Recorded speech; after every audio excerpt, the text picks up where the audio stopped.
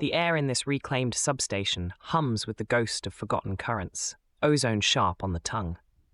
Dust motes dance in the single neon tube's sickly green glow, outlining stacks of hand-labeled vinyl. Outside, the city breathes a 1966 rhythm, but in here, salvaged dials spin across a 2036 frequency, listening for signals that cut through the static. The old war surplus transmitter thrums, a stubborn heartbeat in the concrete quiet.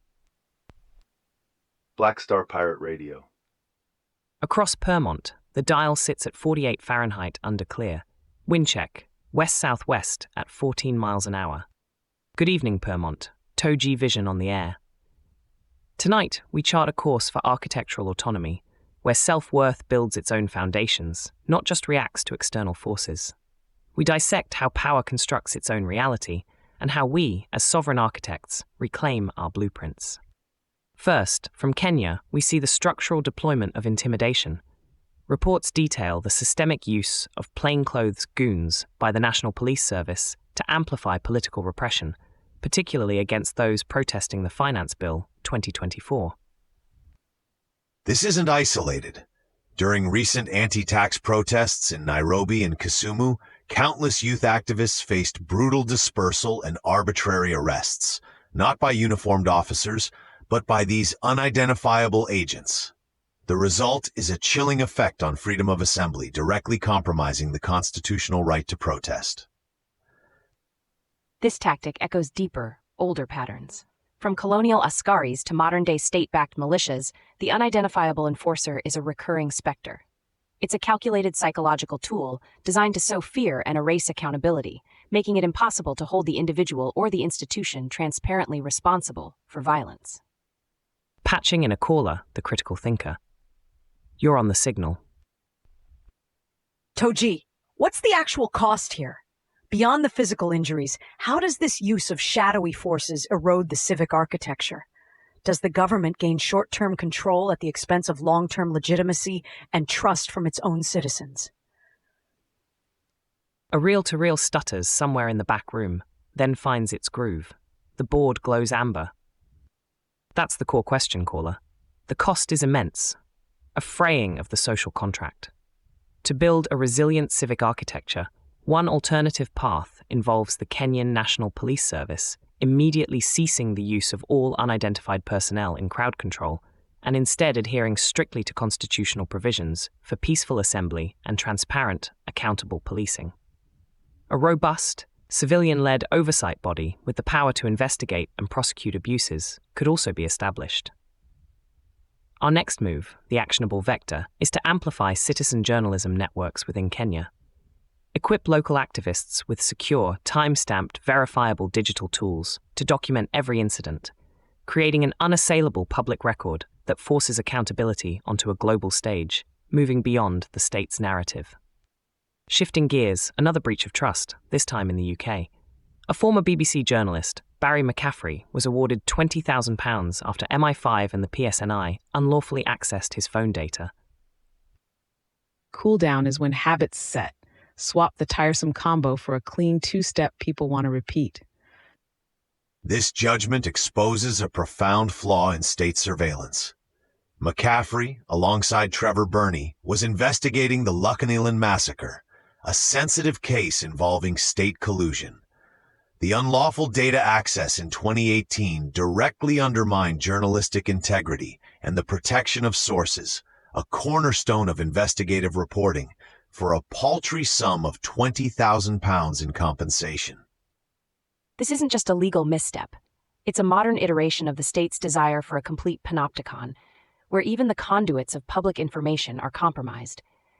It tells journalists and their sources that their digital whispers are never truly private, weaving a thread of suspicion into the very fabric of public discourse. Who dares to speak truth to power when the walls have ears, and those ears are state-owned? Patching in a caller. Go ahead. So, Togee, if intelligence agencies can just dip into a journalist's phone records without proper oversight, what does that mean for the public's right to know? What's the real damage to democracy when the guardians of secrets can so easily compromise the very people trying to expose them? The damage, caller, is a direct assault on the public's sovereign right to informed consent in their governance. One clear alternative is for the UK government to implement a comprehensive journalist shield law, requiring an exceptionally high judicial threshold and independent oversight for any surveillance warrant targeting journalists, far stricter than for the general public. Our actionable next step involves championing and developing decentralized, end-to-end encrypted communication platforms specifically tailored for journalists and their sources. This architectural choice prioritizes provenance and privacy by design, making it structurally harder for state actors to unlawfully intercept critical information. New tape on deck. Husic says Labour allergic to dissent as he. Finally, turning to Australian politics, we see an internal architectural challenge. Ed Husic, a Labour MP, has publicly stated his party is allergic to dissent, breaking ranks on significant government positions like the Gaza ceasefire and the UKAS submarine deal at the ESWAP's Labour conference. Husic's comments reveal the structural rigidity within modern political parties. While party discipline is often touted for unity, this public break on key foreign policy and defense positions by a senior MP highlights a tension where internal debate is suppressed. It's a small but significant crack in the facade of monolithic party consensus, exposing the leadership to accusations of stifling genuine policy discussion. The allergy to dissent isn't unique to Labour. It's a tribal pattern in parliamentary democracies. This cultural pressure to toe the party line often means individual conviction or even constituency concerns are sacrificed at the altar of perceived political unity. It creates a brittle system where true internal review is replaced by performative solidarity, leaving little room for evolving perspectives.